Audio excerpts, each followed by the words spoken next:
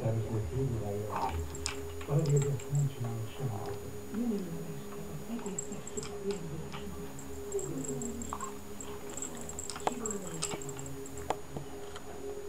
Vagy mi lesz, hogy a befektetés érti, az nincsen.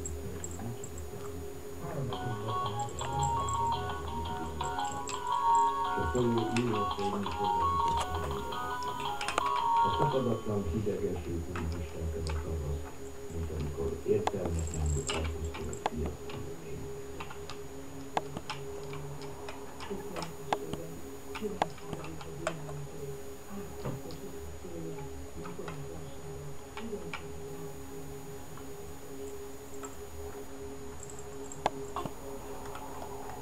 Törlesztem ide bárbárina.